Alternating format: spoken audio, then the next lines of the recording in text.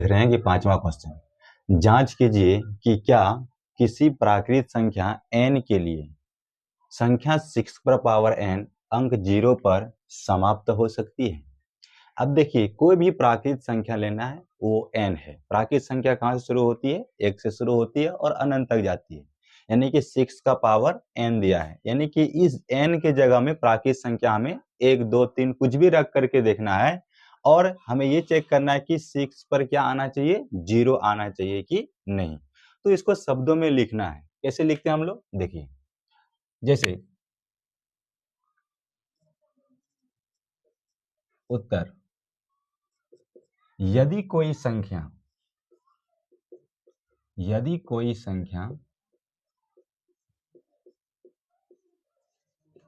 0 पर समाप्त होना चाहती है, यदि कोई संख्या 0 पर समाप्त होना चाहती है,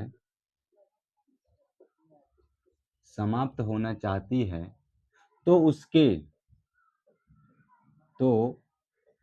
उसके अभाज्य गुणनखंड में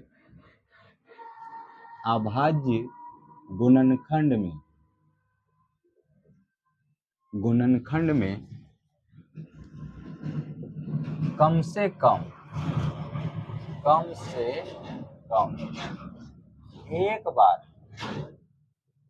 एक बार 2 गुना 5 आना चाहिए। ठीक। यदि कोई संख्या 0 पर समाप्त होना चाहती है, तो उसके अभाज्य गुणनखंड में कम से कम एक बार 2 गुना 5 आना चाहिए, तब जाकर के वो संख्या 0 पर समाप्त होगी। अब हम यहाँ देखते हैं 6 का अभाज्य गुणनखंड। तो 6 का अभाज्य गुणनखंड करते हैं, 2 से चलता है 3 बार में और 3 से चलता है 1 बार में। 6 का अभाज्य गुणनखंड किए, 2 तो आया लेकिन 5 नहीं आया है, और हमको बोला है कि ये 0 पर समाप्त होगी कब? जब 2 और 5 कम से कम एक बार आना चाहिए। यहाँ पर 2 आया लेकिन 5 नहीं आया है, इसलिए हम कह सकते हैं कि ये संख्या 0 पर समाप्त नहीं हो सकती। अतः यह संख्या 0 पर समाप्त नहीं होगी, क्योंकि इसके अभाज्य गुणनखंड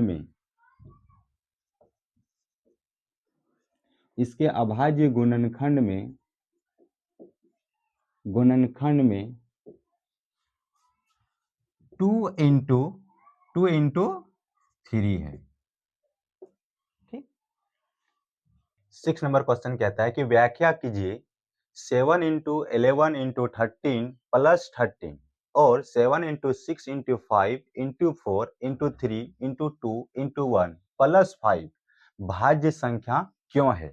ये हमें पूछ रहा है कि भाज्य संख्या क्यों है, ये बताना है। अब देखिए, 2 क्वेश्चन दिया है, एक वाला ये क्वेश्चन है और दूसरा ये क्वेश्चन है। पहला क्वेश्चन यहां से बनाते हैं पहले हम लोग।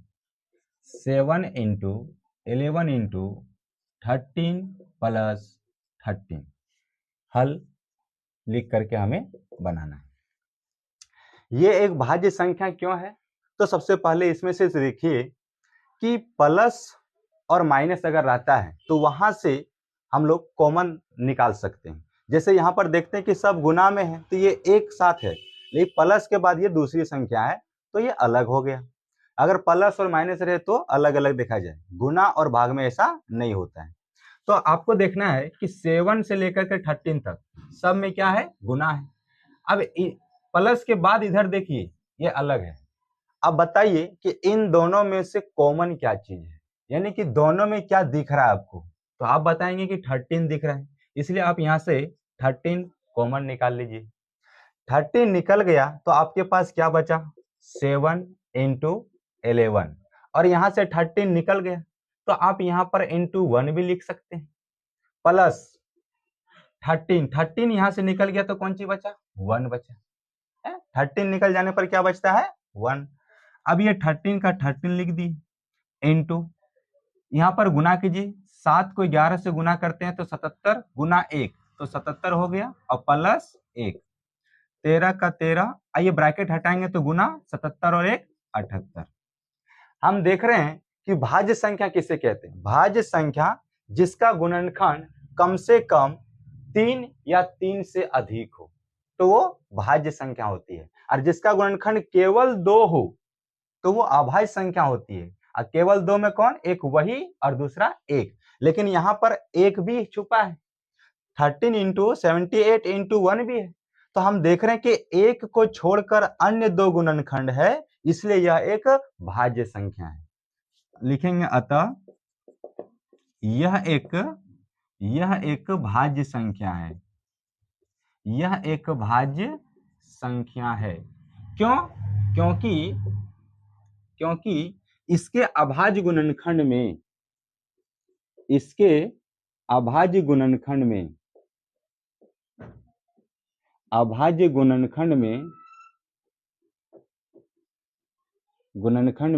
एक को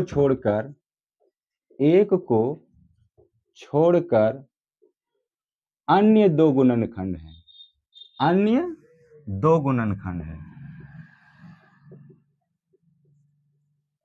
अन्य 2 गुणनखंड है। अब अगला क्वेश्चन देखते हैं, ये वाला फिर से इसको लिखते हैं 7 into 6 into 5 into 4 into 3 into 2 into 1 plus 5। अब फिर आप देख रहे हैं इन दोनों में से कॉमन कहां से? यहां प्लस है, इधर और उधर एक चीज आपको दोनों में दिखाई देगा और वो है 5। तो 5 यहां से कॉमन निकाल लेते हैं, क्या बचेगा? 7 इंटू 6, ये 5 निकल गया तो यहां पर क्या बचेगा? 1, फिर 4, 3, 2, 1 प्लस 5 निकल गया तो क्या बचा आपके पास? 1 बचा।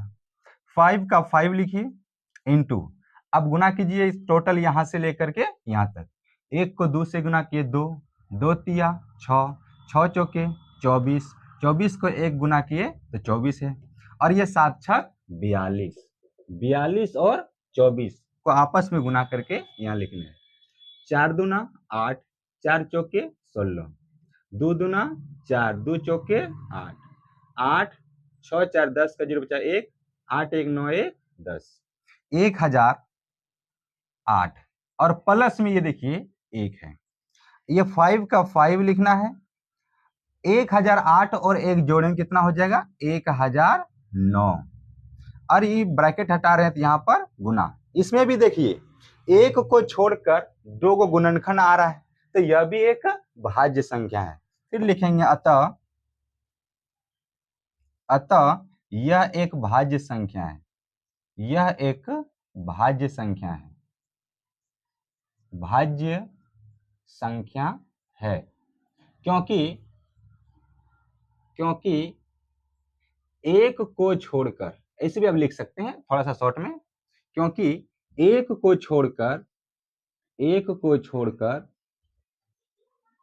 अन्य 2 गुणनखंड है, अन्य 2 गुणनखंड है, अन्य 2 गुणनखंड है। ये हमारा आंसर हो जाएगा। अगला 7 नंबर है, किसी खेल के मैदान के चारों ओर, कोई खेल का मैदान है और उसके चारों तरफ एक वृत्ताकार पथ है, एक वृत्त के आकार का पथ यानी कि रास्ता है, ये वृत्ताकार रास्ता, ठीक है, वृत्त के आकार का एक रास्ता है। इस मैदान का एक चक्कर लगाने में सोनिया को 18 मिनट लगते हैं। अब यहां पर मान लीजिए कोई बच्ची है, उसका नाम है सोनिया। अब ये इस मैदान का एक चक्कर लगा के फिर इसी स्थान यानी कि बिंदु ए से चलना प्रारंभ करती है और फिर बिंदु ए पर आती है, तो इसको लग जाते हैं टोटल 18 मिनट एक चक्कर लगाने में, ठीक है। फिर जबकि इसी मैदान का एक चक्कर लगाने में रवि को 12 मिनट लगते हैं। अब यहीं से मान लिया कोई बंदा है जिसका नाम है रवि, अगर यहीं से ये बंदा अगर प्रारंभ करते हैं चलना, तो फिर ये एक चक्कर लगा करके यहां तक आने में इसको लग जाता है 12 मिनट। क्यों? क्योंकि रवि जो है ये सोनिया से अधिक स्पीड दौड़ रहा है। ठीक है, मान लीजिए वे दोनों एक ही स्थान से एक ही समय चलना प्रारंभ करके एक ही दिशा में चलते हैं। एक ही स्थान यानी बिंदु ए पर है और एक ही समय में चलना प्रारंभ करते हैं और एक ही दिशा में, अगर ये एंटी क्लॉकवाइज घूम रहे हैं तो दोनों एंटी क्लॉकवाइज चलेंगे, एक ही दिशा में चलना प्रारंभ करते हैं और एक ही समय में। कितने समय के बाद वे पुनः प्रारंभिक स्थान पर मिलेंगे, यानी कितने समय के बाद फिर से ये दोनों घूमते रहेंगे, कभी तो कभी ऐसा समय आएगा जो फिर से ये बिंदु ए पर आ जाएंगे। तो बोलेंगे कि आपकी दूसरा बार में ही आ जाएगा, नहीं। क्यों? क्योंकि ये दोनों चलना प्रारंभ करेंगे। अब जैसे रवि और सोनिया दोनों आगे बढ़ रहे हैं, आप देखेंगे कुछ ही सेकंडों के बाद रवि आगे निकल जाएगा और सोनिया पीछे रह जाएगी। क्यों? क्योंकि रवि स्पीड दौड़ रहे हैं इसलिए 12 मिनट में सफर कर रहे हैं और ये बच्ची कम स्पीड दौड़ रही है इसलिए 18 मिनट में एक चक्कर दौड़ रहा है। तो ये दोनों दौड़ते रहे, कभी न कभी कुछ समय के बाद ऐसा समय आएगा जो ये दोनों फिर इसी बिंदु पर एक ही टाइम पर पहुंचे। तो वैसा समय हमको निकालना है कितने देर के बाद। तो ऐसे क्वेश्चनों के लिए हमेशा इन दोनों का एलसीएम निकाल देते हैं, वही हमारा आंसर होता है। ठीक है, हम इसका सॉल्यूशन करते हैं। लिखेंगे 12 तथा 18 का एलसीएम होगा। इसका आंसर क्या होगा? 12 तथा 18 का एलसीएम। तो 12 का अभाज्य गुणनखंड करते हैं। 12 का अभाज्य गुणनखंड देखिए, 2 से आएगा 6 बार, 2 से आएगा 3 बार और 3 से आएगा 1 बार। 2 गुना 2 गुना 3। फिर 18 का एलसीएम, 18 का एलसीएम निकालते हैं। 2 से आएगा 9 बार, 3 से आएगा 3 बार, 3 से आएगा 1 बार। 2 गुना 3 गुना 3। अब देखिए इनमें से क्या मिल रहा है, सबसे पहले उसको गोल घेरा कीजिए। 2 मिला और ये 3 मिला। ठीक है, 2 चीज मिला, हमें एलसीएम निकालना है। एलसीएम क्या कहता है? जो मिला उसको एक बार लिखना है। 2 मिला था और 3 मिला था, एक बार लिख दिए। जो नहीं मिला उसको लिख दिए। ये 2 नहीं मिला लिख दिए और ये वाला 3 नहीं मिला इसको भी लिख दिए।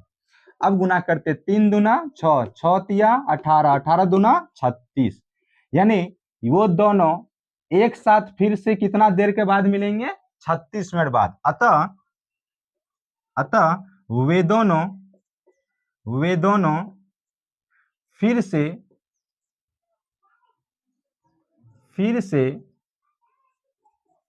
36 मिनट पर एक ही स्थान